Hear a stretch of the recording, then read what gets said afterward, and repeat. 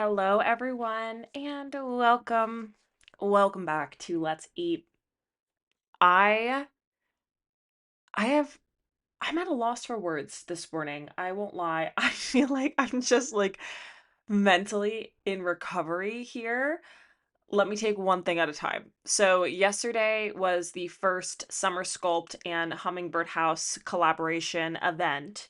For those of you who do not know, I co hosted an event with the owner of Hummingbird House in Stockton, New Jersey. She is about my age and she just opened a salon and boutique in Stockton. And she she was sent my way, or I was connected with her by someone that we both know mutually, and to put together an event, to put together a Pilates sculpt event, and bring attention obviously to the salon and to the boutique, and then also just host an event for the morning. So I said, absolutely, sign me up. When this girl connected us, I was like, yes, absolutely. This is something, and I am almost positive. I mean, through the many family dinner episodes that I've had, and I've talked about this, especially if you're a frequent flyer of the podcast, I'm really interested in doing more fitness events. So Yap and Walk obviously was a part of that. And then, kind of the evolution of it now moving forward is, yes, absolutely Yap and Walk, but also doing more of like a fitness focused event with Pilates involved. Now, this definitely obviously, has a little bit more complexity to it because I am teaching a class. It requires materials and supplies and planning and insurance, and there's a little bit more that goes into it in comparison to, hey, just like show up here and let's go walk, which I will still be doing, which, speaking of, I do need to put another date on the calendar for Yap and Walk, so I will do that today. But yesterday was so much fun. It, like, could not have gone better. I have no complaints about it. It was so well received, got such good feedback, had a great turnout. The sun was shining. It was a little breezy, but that was kind of nice because it, was a little bit refreshing. And Saturday we got wrecked with storms, and so, the lawn that we hosted the event on was pretty flooded as of Saturday. And as of Sunday, everything cleared up and it was great and it was perfect, and I'm so happy about it. I feel like I left the event yesterday and went right to a baby shower, and then I got home and I just feel like I was on cloud 9. I was just like on this high of like, I don't know, well, number one, I felt like my day just went by so fast, and usually with my Sundays, I like my Sundays to get myself, get my head on straight, to see what's going on with clients, to, grocery shop and whatnot. So yesterday I was kind of all over the place and really kind of out of the loop of all of those things, but it's good. It's fine. It was all for, for good things. But I got home and was like, oh my God, I can't believe that just happened. I can't believe it went so well. I'm so pleased by it and so happy by it. So that is what I'm kind of in recovery from today. I won't lie. I slept for like 9 hours last night. Thank the Lord. My sleep score was a 95. I just felt like I needed, and my work week this week is actually pretty manageable. So I didn't have like yesterday. It worked out where yesterday was a lot of things and a lot of to do, lots of things going on, right? And then now I'm transitioning into a week where I can kind of take a breath and just say, all right, that's behind me now. However, we are actively planning. I didn't even leave the event yesterday before talking with Alyssa, the owner of Hum House, about when are we doing this again? Like, when is this happening again? It just especially because it was just so seamless and so easy for us to put it together. And we got so much feedback about interest in it. So lots of things in store. And I'm excited to have her because she's on board with this type of thing and she has the space for it. The space is perfect. It is so perfect. The only thing I think is just the distance from my area. Otherwise, I would say, I would have, ask her, can I host a class? Can I host a class through the studio at this, at this space, because it's just a perfect space. I could fit so many people. I'm thinking next time around we'll do more ticket sale, like a greater amount of tickets available, because we have the space. So long as the sound works out, and as far as like the audio is, kind of worked out, which I might have to get creative with that, but as long as that is secured, we could have plenty more spots, for guests. We had 35 tickets. I think 31 people or 30 people showed up. And I got to put together gift bags. It was just like so much fun. So more of this in my future. I'm so excited to be able to offer something like this moving forward. I'm also in the process of collaborating with a studio at the Jersey Shore. When I'm going to be down there for 2 weeks in September, I'm hoping to collaborate with a studio down there. So there's a lot of exciting things to come with Pilates. I'm also doing a pop-up class in 2 weeks, which is crazy to think it's 2 weeks away, in more eastern New Jersey. I was asked to do it, so I'm doing that. So there's just like a lot of things that are coming together as a result of being in the space now, and I'm just saying yes to it all. I'm just doing it because I love it and it's fun for me. It's a great business investment, of course. I have to look at it that way too, but overall, it's just all exciting things. So that is what I'm I'm working with this morning. Tally's at daycare. I just decided today, you know what, even if my workload isn't crazy, there's a lot of like computer work that I can get done today, which is my focus, including a podcast. So I am going to focus like no other time in my life. Just really buckle down. And I've already been distracted for an hour posting and looking at content from yesterday. So already we're off to a great start here, people. Okay. We are off to a great start. But this morning, dare I say, it is like a fall morning out. It's about like 60 degrees. It's a little cool. I'm honestly very happy that yesterday was the temperature that it was because it wasn't super, super hot, but it wasn't as cool as this. And, it was kind of nice to have, like you don't need to be in a sweatshirt. So this morning it feels a little bit chillier, which I'm not gonna lie, I'm not terribly happy about. I want to have my warm mornings, and so it's giving a little bit of fall, and I don't know how I feel about it. But with me, I have some bevies. I have my coffee, some water. I've been drinking this kind of blood sugar gut lining cocktail in the morning, mocktail in the morning. So that's what I have with me. I'm in my comfies. You guys know I am slow moving with this whole let's get you on camera, Emily, for podcast. So yeah, we're working on it. Okay, we are working on it. If you've been listening to the podcast, you know that this is a struggle for me, but I am so comfy in my oversized sweatshirt and kind of in my jammies. I have my eye patches on. Like we're lounging today. All right. Just bear with me. Bear with me. And like I said, Tally's at daycare. I have some cleaning in my home to do. So I'm excited for a productive week in other ways. Client work obviously is my primary focus, but for this week, based on how my schedule worked out, it's actually pretty light. So I'm going to put all of my energy and all the other things I have going on, and that's what we're going to do. So thank you so much for being here. Welcome back to the table. Let's eat. Welcome to Let's Eat. I'm your host, Emily, certified holistic health coach, functional nutrition expert, and self-proclaimed wellness enthusiast, here to meet you at the intersection of physical and mental health, the space within which we become well. This podcast is meant to explore all areas of mind and body wellness, designed to offer you the integrative knowledge, behavioral strategies, and mindset shifts necessary to uplevel your health and feel better today. We'll explore nutrition, sleep, movement, self-care and stress management, habits and routines, self-development, gut health, mental health, and more. I am so happy that you're here. Welcome to the table. Let's eat. So let's talk about bloating, shall we? Let's talk about bloating. I will tell you, first and foremost here, this podcast episode was determined roughly 30 seconds ago. I just did that whole intro with absolutely no idea what this podcast was going to be about.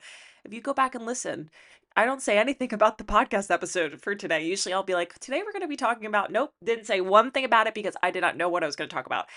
And that is because I wanted to talk about something that was like not really health related, but more like, I don't know, motivational. But I'm just feeling like you guys need some good education today. I feel like this is not a motivational day, even though those are usually easier for me to do because that's just like easy for me to like speak from the heart. But I haven't done like a real good educational episode yet. So let's do that today. How does that sound? Are we all good with that? Does that sound like a plan? So today we're going to be talking about bloating. Okay, bloating is one of the most common issues that I see in my work. Bloating is one of the most common things that I work with clients on in terms of labs. And bloating tends to be a very common report, a very common complaint for most women. I'll say men too, but most women. And there are a lot of different reasons that I see it in labs, or there's a lot of different reasons that there's a lot of different underlying pieces to a puzzle that results in bloating, right? That can show up as bloating. And this can be, you know, hormonal. This can be a lot of GI, right? There can be a lot of different players here. So I'm going to walk you through, just kind of break down what I look for in labs when clients report bloating as being a primary concern. Now, what I will say right off the bat, and I'm going to say this throughout: test, don't guess. All right. If any of these resonate with you, I'm not going to necessarily go into interventions here because I think it's really important that you're getting specific guidance based on you. A lot of times issues can, it's rarely so clear cut that it's like, oh, this is it, right? Like, this is the reason that this is happening. And it's usually always a multitude of influences. And that's why I use the labs that I use, right? Like, that's why we're using such a comprehensive, you know, comprehensive list of labs, because of the fact that we want to really see the landscape of the body. I'm obsessed with saying that. I am obsessed with saying that. Let's look at the landscape of the body. Like, what a cool thing to say, right? The landscape of the body? Like, how freaking cool is that? Let's look at the landscape of the body. That's going to help us then, or I'll like to say the environment of the body. You guys know, love either one of those. You hear me say that, just know it brings me great joy to say that, because it's just such a cool concept. Like, you're taking such a bird's eye view to understand the landscape of the body, so that I can then pinpoint what's happening and what collection of influences are then showing up as this bloat that you're having, whether it's cycle related, whether it is, after you eat a certain thing, you're noticing this, or it's more chronic, right? Where, maybe in the morning you wake up and your stomach is, not bloated, but then at night you seem to be bloated, right? There's like a number of different things. And usually, I'll say this, usually based on that presentation, I can kind of deduct from that, oh, okay, it sounds like it's probably this, or it sounds like it's probably that, but never making any kind of assumption until I have the data to support it. Okay, so the first and one of the most common things in labs that I'm looking for, just because of how routine this is for me to see, is low stomach acid, and in tandem with that, poor digestive enzyme production, or pancreatic enzyme insufficiency. I think that's like more of like the clinical term, so I'll stay away from that, but I'll say poor digestive enzyme production. Now, when it comes to bloating, this makes sense, right? Like, let's just think about it.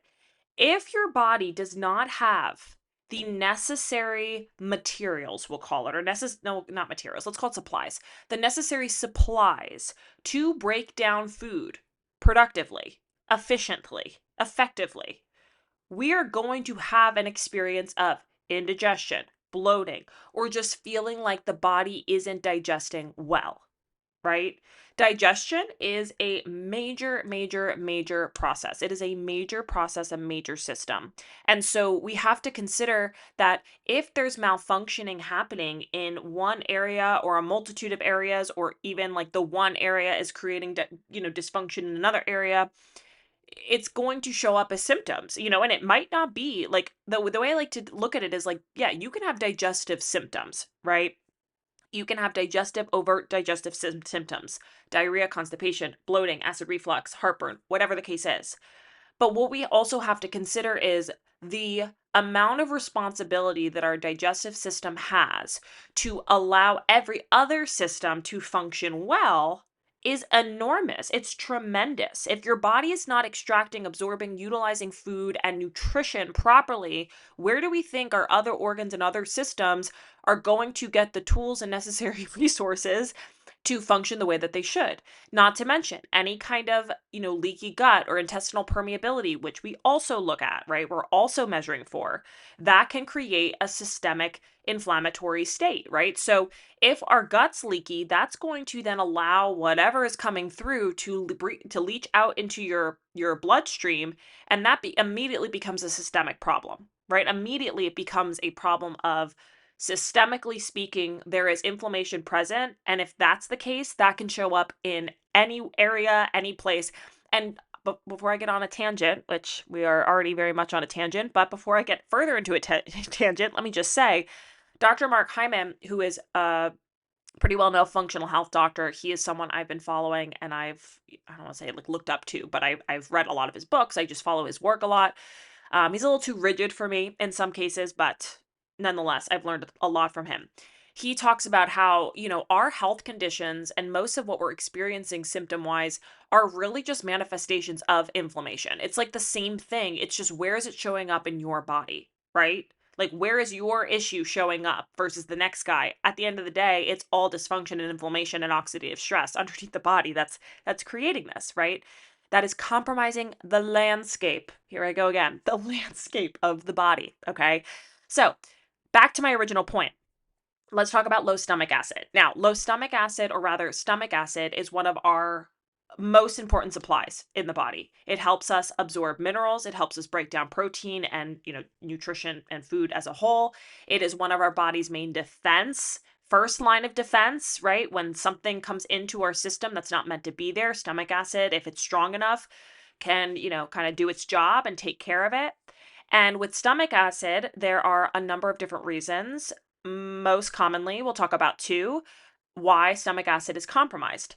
And I think a lot of times we don't always recognize that our stomach acid is compromised until we look at labs, because not everyone is symptomatic in this degree. So, stomach acid can be compromised one of two reasons: chronic stress and H. pylori.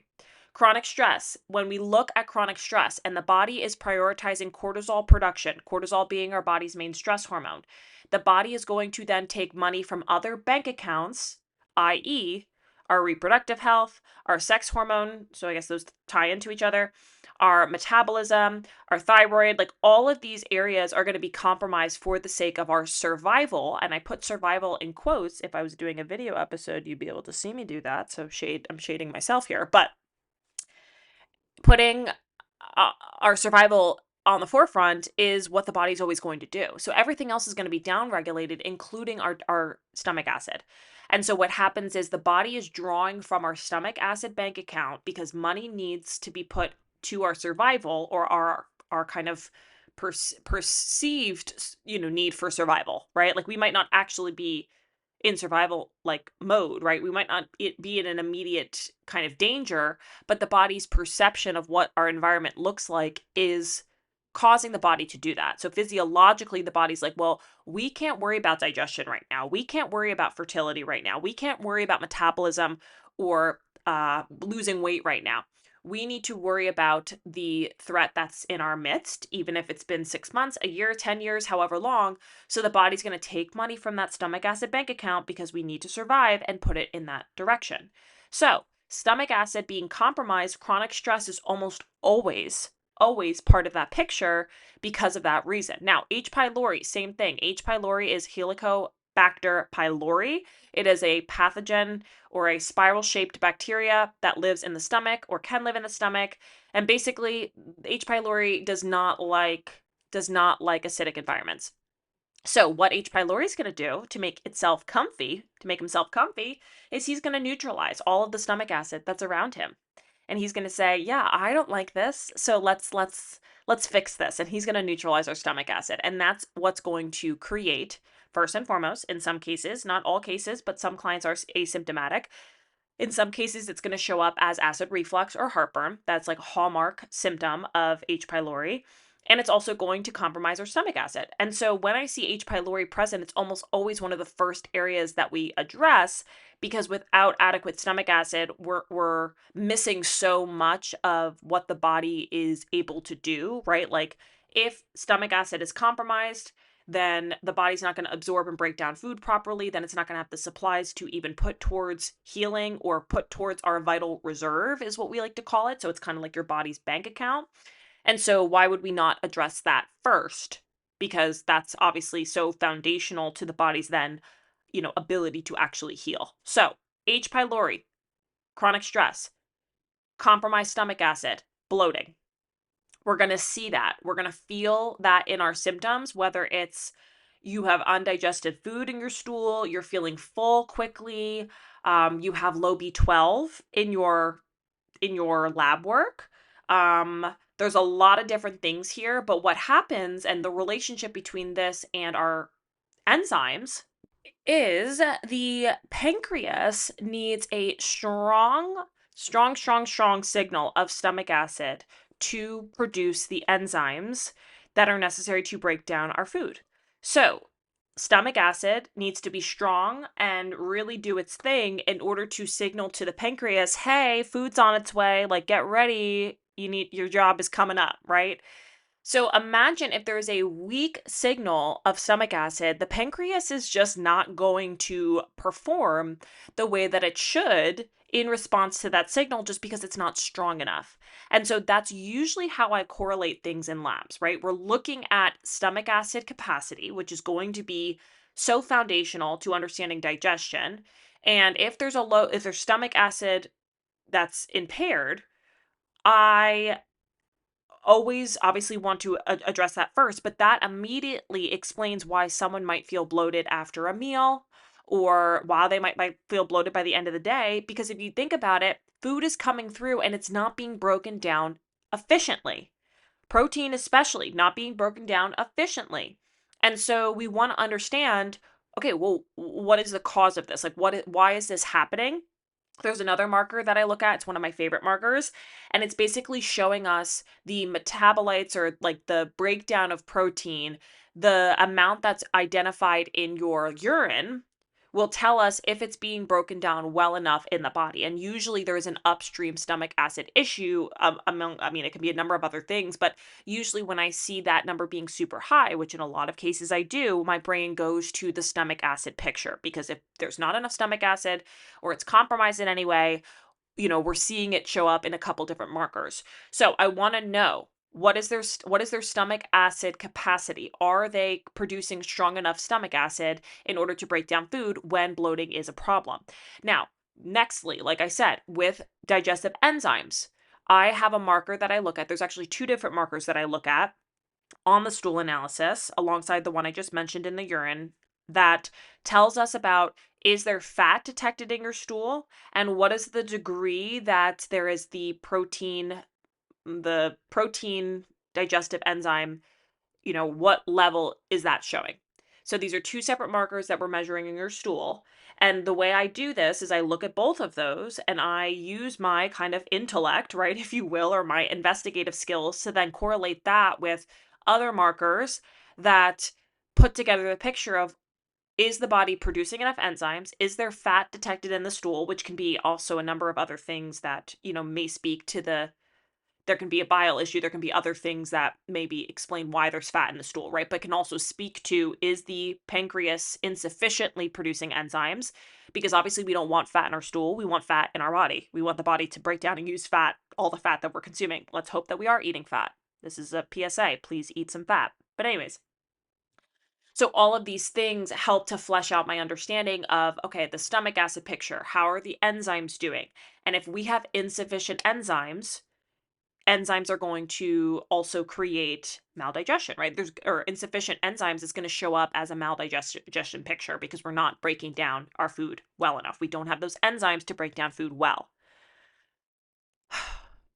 Let me take a breath. So, this is one of the most common reasons why I also recommend digestive enzymes to clients when I'm looking at pictures. Not only that, it can just help the body break down food better in the midst of healing. Healing takes a lot of currency, it takes a lot of money to heal. And so, why not take some of the burden off of our digestive system while it's healing by bringing in some support? And that's super important, especially when the picture is showing that the enzymes are compromised. I love when I see that because I love when I see that because it gives me so much understanding of why someone's bloated or why someone's feeling X, Y, and Z. But it also is an immediate area I can support. And it also clarifies a ton about why they're feeling the way that they are. I mean, it is so foundational. So, this is a really important area for me to understand for any client of any, main complaints, but especially when it comes to something like bloating, almost always this is what I'm going to say. So, piggybacking off of that, gut dysbiosis, and this can look like a number of different things, but dysbiosis meaning overgrowth or imbalance of bacteria of any capacity can also create the experience of bloating. So this can look like low good bacteria, high bad bacteria. If we want to branch out a little bit, this can also be something like candida overgrowth or like any level of imbalance or like microbial imbalance where there's too much good bacteria or too much bad bacteria, and that symbiotic relationship is compromised. It can create the experience of bloating, especially when we're continuing to feed the bacteria that is thriving that shouldn't be. We want our good bacteria to thrive. We want a nice, healthy, commensal population. Commensal meaning the good guys. The opportunistic bacteria, which are the bad guys, usually that's what we're seeing overgrown. And this can be due to a number of different reasons. But if we continue to fuel those bad guys, usually through sugar or food of the like, that is going to create imbalance and that is going to perpetuate imbalance. And what we want is to understand your specific microbiome, things that can be disruptive of our microbiome. I mean, there's a number of different things. It can be stress, antibiotics, lots of different things can create imbalance. So it's not uncommon to see this in someone's lab data, but now it's just about understanding, okay, so what is this specific person's picture looks like? What are the upstream influences that may be causing this? And how do we intercept it at you know, the highest level possible so that a downstream value can take place, like a downstream impact can take place and this picture doesn't recur, like doesn't continue to show up. Now, something that some people are pretty familiar with is rather SIBO, and this is one of the most common issues for bloating, especially when it's like a post-meal bloat, like 30 to 90 minutes after eating. This is small intestinal bacterial overgrowth. And this is not something that I necessarily work with specifically. It is something that I've seen, but it's not something that I necessarily work with, kind of like as like a niche, I guess you could say, because there's a lot of practitioners out there that will like niche down specifically to SIBO just because of the beast that it is. Especially because it is very common to reoccur. And so there's a lot of practitioners out there that just specialize in it because of the fact that it's not being addressed properly, where most healthcare providers are just giving an antibiotic and then it just continues to come back and then that makes it worse. So this is basically this concept of SIBO is where there's an excess or overgrowth of bacteria, and the reason that it's causing bloating is because when you're eating carbohydrates, these bacterium, the microbes, if you will, they ferment them and that produces gas. And so most practitioners, or I'll say healthcare providers, will recommend a low FODMAP diet, and that helps to reduce that fermentation so that that bloating can subside, but that's not the cure, that's not the solution, and it's only providing some symptom relief, right? And it's not sustainable to be on low fab FODMAP forever. It's also pretty problematic to say that you need to be on that something like that forever. Like I feel like that's the same way with like a low histamine diet, or all of these kind of diets that are meant to provide symptom relief, but they don't actually get to the bottom of the problem. And most people are just sent away, okay, yeah, go low FODMAP, especially with like IBS or, whatever the case is. And it's like, well, that's like one step in the process. Like, why don't we get to the bottom of why this is happening and address it from there? Now, SIBO is also usually the result of the problem. Usually there's like a further upstream influence that may be affecting, the reason why there's overgrowth. So that's also important too, that you're looking further upstream to understand, like, is there like a motility issue? Is, there's something going on that's compromising your, digestive defenses? And this goes for anything, right? Like with dysbiosis, same thing as I mentioned before. Yes, if we see that there's bloating per the report of the client, and then I see that there's overgrowth of any capacity, if the client gets tested for SIBO and that shows that there's SIBO present, is not the problem itself. That's the result of the problem. And I don't want to just address that. I want to address the whole picture, right? What do we want to address? We want to address the landscape of the body, because then otherwise it's just going to come back, right? Like if you have low good bacteria, yeah, you might bring in a probiotic to help to support bolstering that. But is that the only thing that we want to address? No, because why in the world is my good bacteria so low in the first place, right? That's what we want to do. We don't want to just say like, okay, yeah, here's a probiotic, call it a day, move on. No, I want to understand, why is my bacteria looking like this at all, and what do I need to do about it in order to keep it from happening again, right? So that goes for any kind of overgrowth, candida, SIBO, um, dysbiosis of any kind, right, in the gut. All of that is going to be super important, and that is where this approach differs from what's traditionally kind of explored, right? Like as a practitioner that's more functionally rooted, that is more holistic, or fully functional, fully holistic in nature, we want to look further up. Now, nextly, something that is very common that I see together is constipation with bloating. Okay, so when there's any kind of motility constipation concern, obviously, if you're not releasing the food that you're eating, that can create some discomfort, right? That can create some bloating. And if everything is just backing up, right, this is creating more of a possible opportunity for bacteria to ferment the food that isn't being properly broken down and eliminated. It just creates kind of this backup that is going to be very uncomfortable for the person, obviously, in the sense of going to the bathroom and having healthy bowel movements, but then also that bloating experience can be very much tied into that.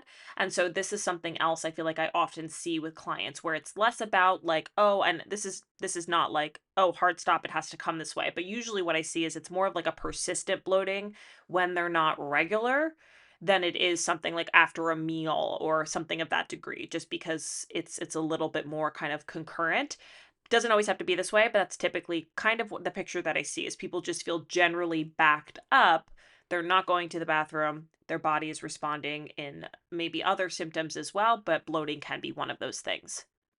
Something else that piggybacks off of that concept of constipation and bloating is poor bile flow. Now, I mentioned this before about the marker that we looked at for fat digestion, but most commonly, too, with poor bile flow, I see this in clients who report constipation, but that can just create an overall impairment in the digestive system, and then also in our body's ability to detox.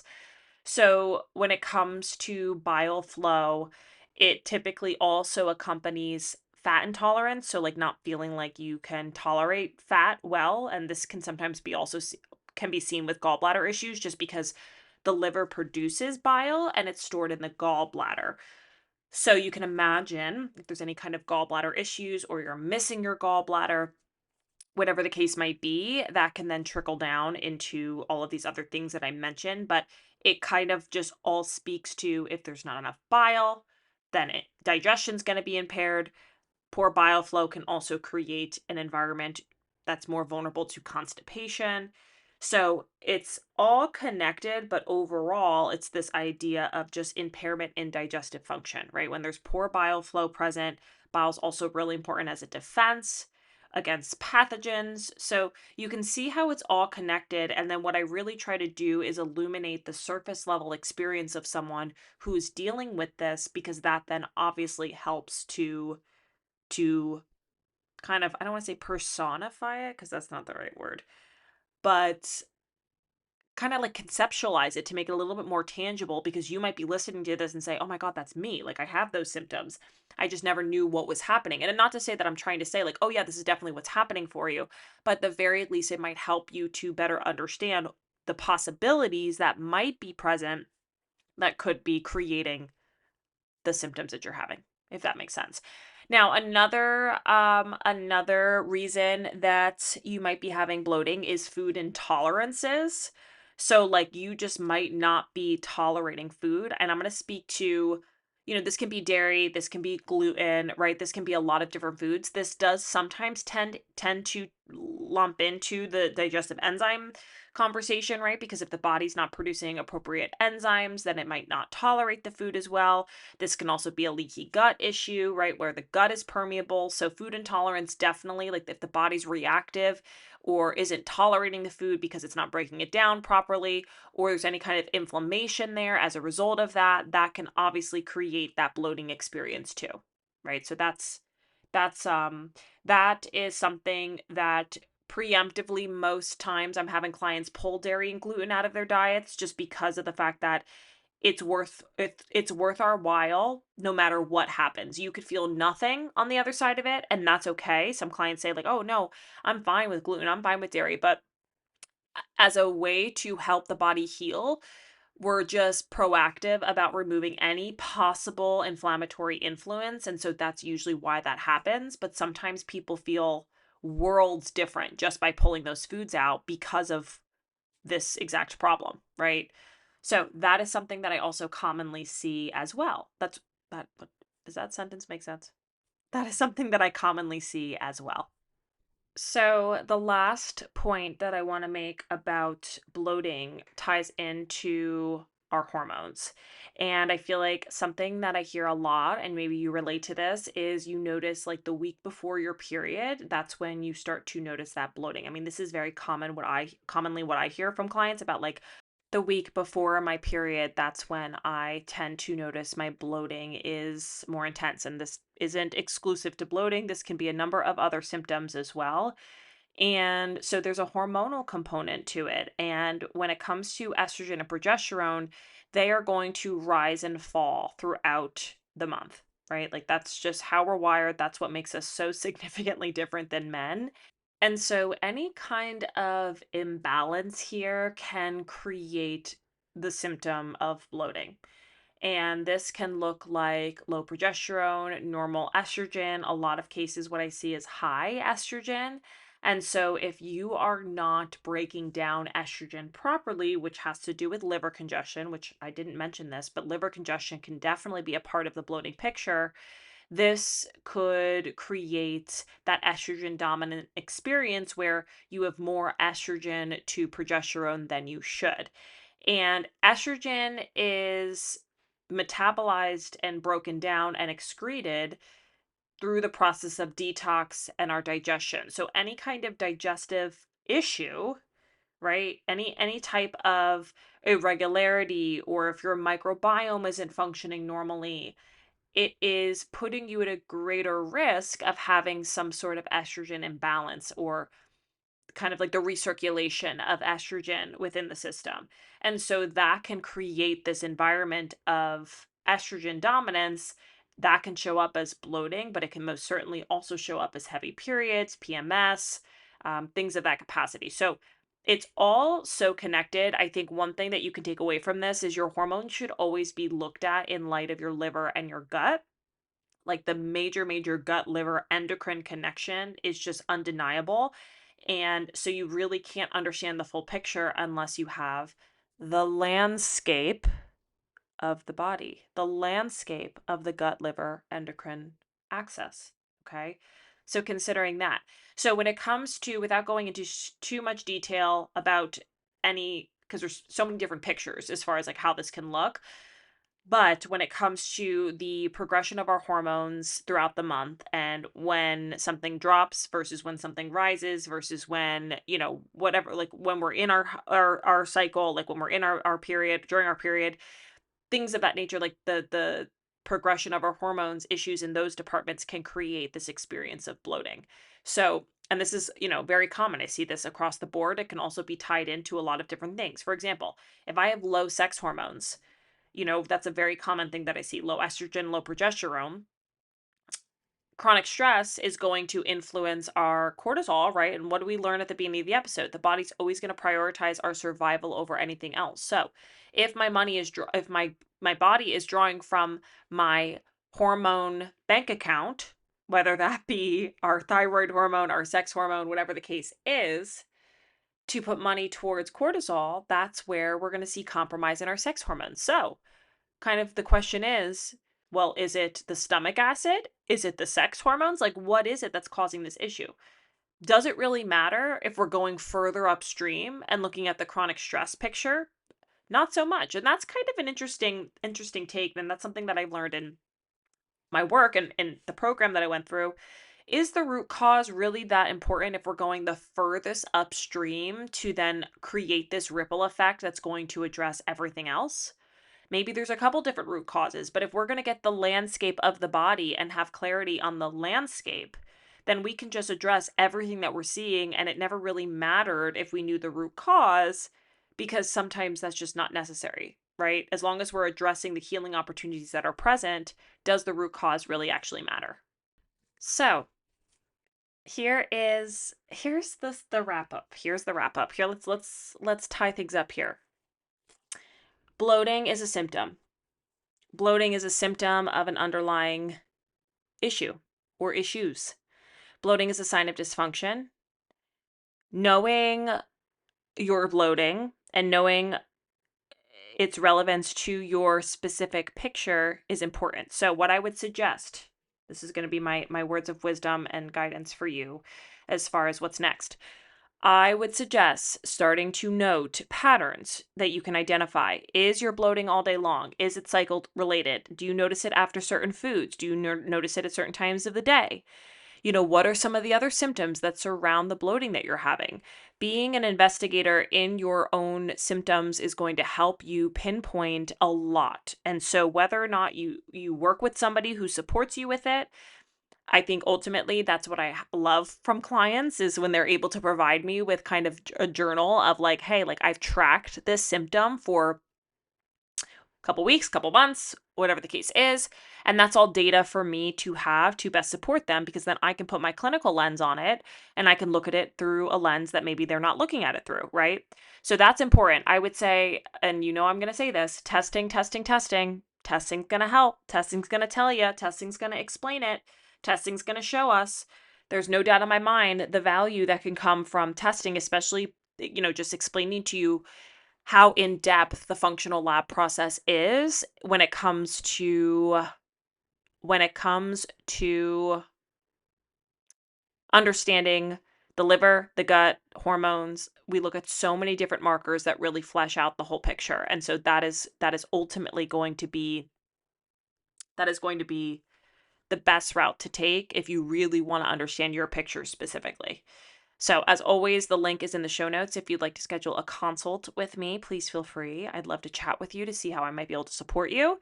Functional labs have changed my life, have changed the lives of so many clients that I've worked with, and I believe in them. I trust in them, not from the least biased angle I can take. They are truly incredible. So I am just obsessed with them. And so I love being able to share them with others and help others, along their journey. And lastly, be patient with yourself, right? This is your body's way of communicating with you that something's not right. And so if, in those moments of frustration or defeat or feeling discouraged or uncomfortable, you can also show yourself some grace and say, you know what? I am allowed to feel all of these things, right? You're totally justified in feeling that way, but just recognizing that you can also feel curious and you can also feel grateful that the body is saying to you, hey, something's not right here, my friend.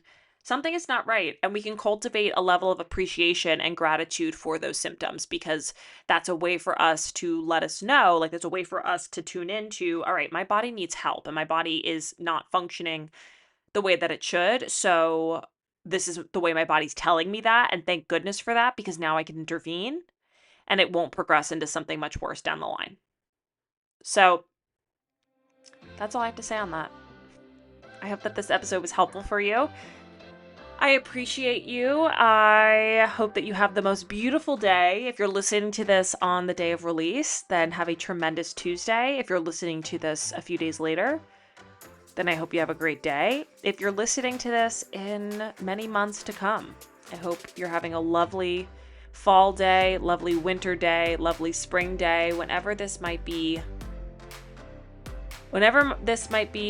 in your path. I hope that it is meaningful for you, it resonates with you, and it brings you some comfort and some guidance. That is my hope, no matter when this might be. If it's years down the line and it was meant to be that way, then amazing.